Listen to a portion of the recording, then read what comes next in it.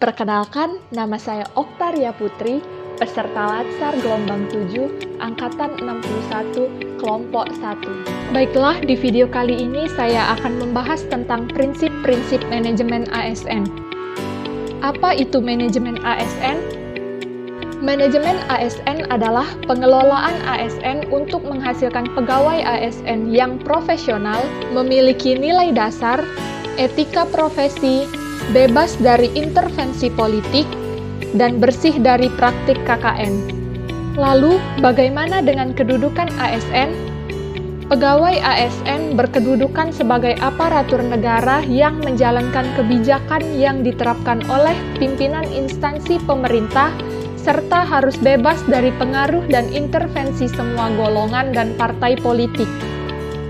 Kemudian, sebagai seorang ASN, untuk menjalankan kedudukannya, maka pegawai ASN memiliki peran sebagai, pertama, pelaksana kebijakan publik, di mana ASN bertugas melaksanakan kebijakan yang dibuat oleh pejabat pembina kepegawaian sesuai dengan ketentuan peraturan perundang-undangan. Pelayanan publik. Pelayanan publik sebagai seorang ASN, kita perlu memberikan pelayanan publik yang profesional dan berkualitas. Dan yang terakhir, sebagai perekat dan pemersatu bangsa. Tentunya sebagai seorang ASN, kita harus mempererat persatuan dan kesatuan negara kesatuan Republik Indonesia. Selanjutnya, hak dan kewajiban ASN. Hak dapat diartikan sebagai sesuatu yang patut atau layak diterima, agar dapat melaksanakan tugas dan tanggung jawabnya dengan baik, dapat meningkatkan produktivitas, menjamin kesejahteraan ASN dan akuntabel, maka setiap ASN diberikan hak berupa gaji, tunjangan dan fasilitas, cuti, jaminan pensiun dan jaminan hari tua, perlindungan, dan pengembangan kompetensi.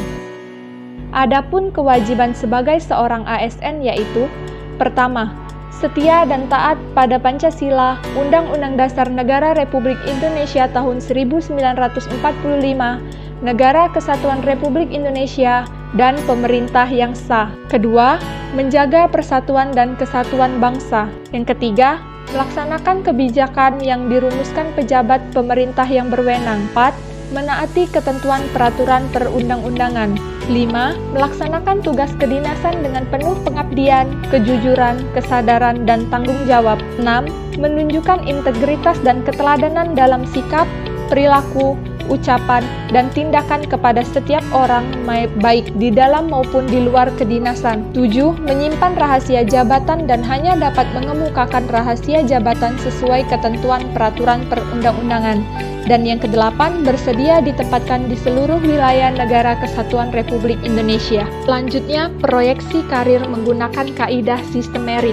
Apa sih arti sistem merit itu? Sistem merit adalah kebijakan dan manajemen ASN yang berdasarkan pada kualifikasi, kompetensi, dan kinerja secara adil dan wajar dengan tanpa membedakan latar belakang politik, ras, warna kulit, agama, asal-usul, jenis kelamin, status pernikahan, umur, atau kondisi kecatatan.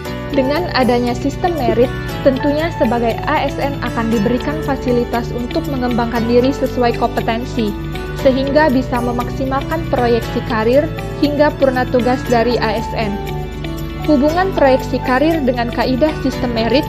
Dalam ASN sendiri ada dua jenis kenaikan pangkat. Yang pertama, kenaikan pangkat reguler. ASN akan naik pangkat dalam kurun waktu 4 tahun dalam pangkat terakhir. Yang kedua, kenaikan pangkat pilihan adalah kepercayaan dan penghargaan yang diberikan kepada pegawai negeri sipil atas prestasi kerja yang tinggi. Dengan berlakunya kaidah sistem merit, dapat sangat mudah membantu ASN untuk menggapai karir yang diproyeksikan, karena mempunyai salah satu tujuan mengembangkan kemampuan dan kompetensi ASN, sehingga setiap ASN dapat mempunyai kesempatan kenaikan pangkat pilihan, di mana kenaikan pangkat pilihan ini lebih cepat daripada kenaikan pangkat reguler. Demikian yang dapat saya sampaikan, semoga dapat bermanfaat bagi kita semua. Terima kasih.